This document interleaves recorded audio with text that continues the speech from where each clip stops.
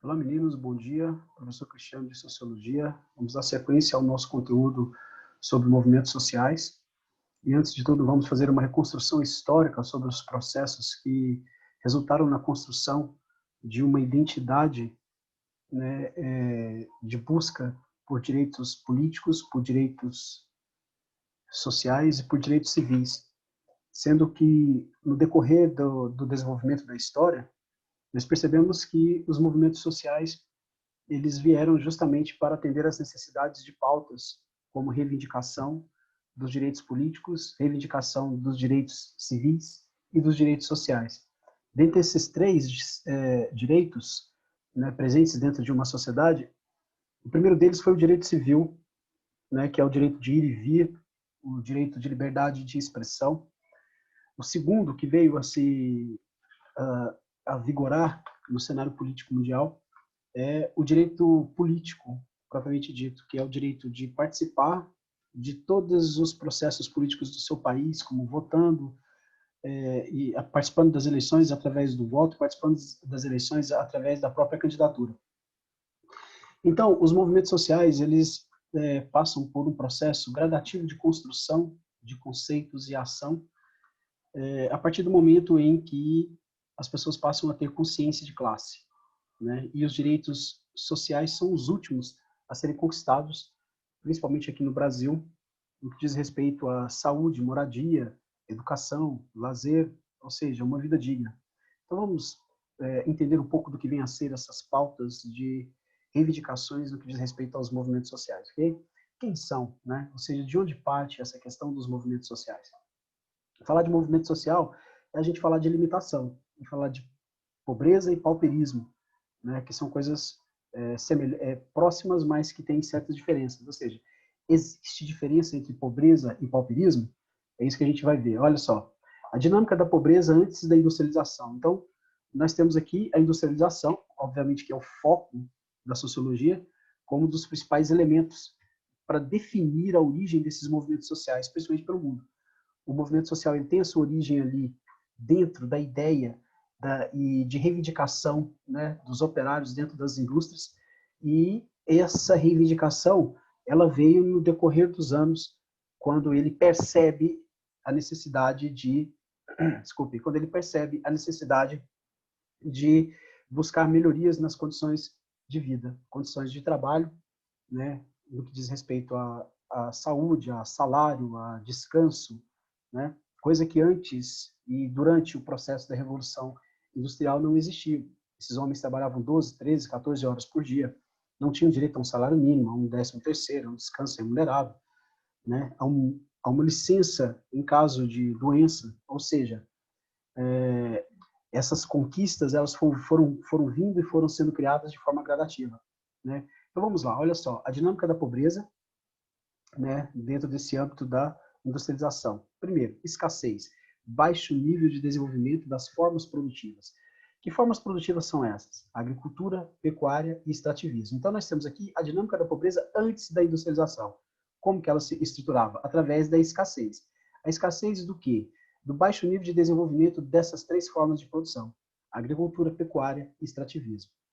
Ou seja, definir o pauperismo é a gente voltar na chamada Europa, a velha Europa, né? Que dentro dos seus conceitos de desigualdade social e problemas sociais, foi ali que teve origem também um dos primeiros movimentos sociais, que era o movimento social campesino, diante da exploração do senhor feudal em relação ao servo, certo? Então, olha só, pauperismo surge na Europa Ocidental, que experimentava os impactos da primeira onda industrializante, iniciada na Inglaterra nos últimos 25 anos do século XVIII, entre 1701 e 1800. Fenômeno novo, sem precedente na história. O que significa esse pauperismo? Olha só, pauperismo, dinâmica da pobreza pós-industrialização. Antes da industrialização, esse pauperismo estava ancorado aqui, ó, certo? Na miséria e na pobreza, diante das dificuldades e do baixo nível de desenvolvimento da pecuária, da agricultura e do extrativismo. A industrialização, ela não veio para resolver o problema da pobreza, ela veio acentuar o problema da pobreza. Em que sentido? No sentido dessas dinâmicas, ó, expropriação, exploração e expulsão. Como assim? todos os traços próprios e peculiares do modo de produção capitalista, né? Antes, esse indivíduo, esse servo, ele vivia dentro desse processo de pobreza e miserabilidade, mas ele tinha uma relação direta com aquilo que ele produzia, né? Não houve, né, naquele momento, uma expropriação, ou seja, não tirou dele o direito de produção, o direito de trabalhar, de lidar direto com a natureza. Essa expropriação, ela vem através da industrialização, né, que você vai tirar os meios de produção da mão desse trabalhador, estabelecendo através de um salário a exploração, certo? E muitos deles acabam sendo expulsos dentro desse processo produtivo. Olha só, traços próprios e peculiares do modo de produção capitalista. Veja bem, expropriação. O que significa expropriação? Dos meios de produção, das ferramentas e do direito de acesso à terra. Esses indivíduos perderam a oportunidade, ou seja, o direito de trabalhar na terra. Eles perderam todos os mecanismos e todas as ferramentas que pudessem fazer com que eles produzissem, tá? Fazendo com que eles largassem aquele modelo agrário produtor e se engajassem numa nova forma de trabalho, que era o trabalho nas indústrias. E a indústria, ela trabalha dentro de um contexto de expropriação, exploração e expulsão. Sendo que vai ser o modelo e a tônica, né, desse mundo capitalista industrial nos próximos anos. Exploração desmedida pela força de trabalho, estruturada através de um salário, que não é o suficiente para lhe dar uma vida digna, mas também é o suficiente para que você não morra de fome, certo? Tornando o indivíduo, nos conceitos marxistas, através de uma ideia de alienação. Expulsão da população do campo para as áreas urbanas e nestas dos centros para as periferias, né? Então, do campo para as áreas urbanas e as que estão nas áreas urbanas dos centros para as periferias. Então, você vê o homem do campo que vai para a cidade, muda completamente o seu modo de vida, e o que está na cidade, vivendo nos centros, diante dessa concentração de renda, acaba sendo expulso para as periferias, certo? Essa é a ideia, tá, do pauperismo, que é uma dinâmica da pobreza na pós-industrialização. Bom, o surgimento das duas classes sociais antagônicas, burguesia e proletariado, foi muito importante para definir a luta de classes entre eles, certo? Definindo ali essa luta de classes, que é o motor da história, como diz Marx, certo? Através de um processo que chamou Revolução Industrial, que determinou o surgimento dessas duas classes completamente antagônicas e bem definidas.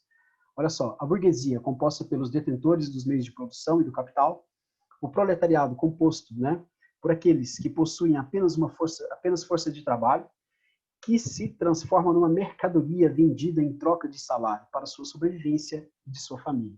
Então, nós temos aqui o início dos movimentos sociais que vão se pautar no antagonismo econômico e nas discrepâncias entre o proletariado e a burguesia. Bem, a relação entre o proletariado e a burguesia, né, é que vai compor um cenário perfeito para que haja um conflito entre essas classes, dando início ali aos processos de movimentos sociais após a Revolução Industrial. Porque, historicamente, nós sabemos que os movimentos sociais eles se iniciam lá na Roma Antiga, com Tibério e Caio Gráfico. Vão se intensificando no período medieval, certo? E vão prevalecer e deixar muito bem claro as duas classes antagônicas pós-Revolução Industrial. A relação era essa: a jornada de trabalho era extenuante, 16 horas por dia. Famílias trabalhavam nas fábricas, nas minas de carvão. As crianças pequenas já trabalhavam. As mulheres e as crianças recebiam um salário menor do que os homens pela mesma jornada de trabalho. Adoeciam e morriam cedo. É sempre bom lembrar que os movimentos sociais dentro das fábricas eles foi iniciado pelas mulheres. E, consequentemente, as mulheres se entenderam e reconheceram, né, se reconheceram como uma classe produtora importante, mas se reconheceram também como mulher, né? A partir dali, dentro desse conceito dos movimentos operários, vai surgir novos movimentos, dentre eles o movimento feminista, que não lutava contra o homem, mas sim contra o machismo, certo? Então, dentro dessa ideia, a gente já começa a entender que esses movimentos sociais eles vão surgir com uma participação da mulher muito grande nesse cenário político. O trabalho infantil também é algo muito constante, né, no período da Revolução Industrial.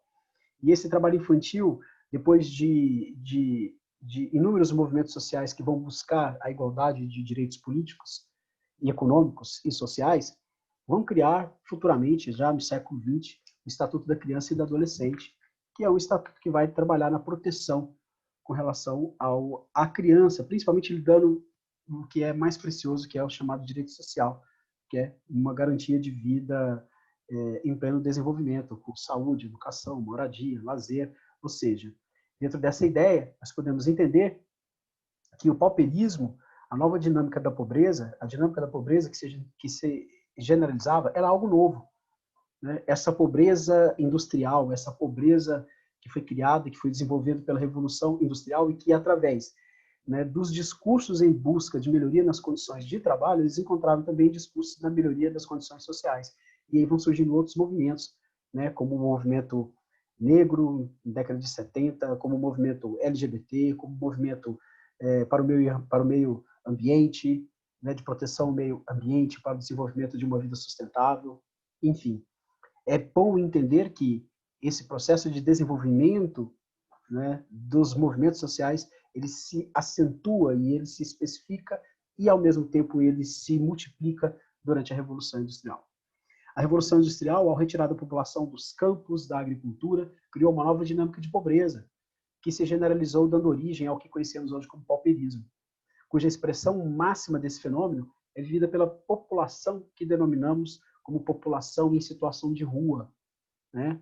Então, nós temos hoje um movimento que chama MTST, né, que é o movimento dos sem-teto, que luta justamente com relação a essa degradação do pauperismo das pessoas que moram nas ruas. Certo? Então, aqui nós trabalhamos um pouco essa ideia da origem da pobreza e da miséria, que vai nos levar em direção ao que nós caracterizamos como movimentos sociais. Obrigado, meninos. Tenham um bom dia.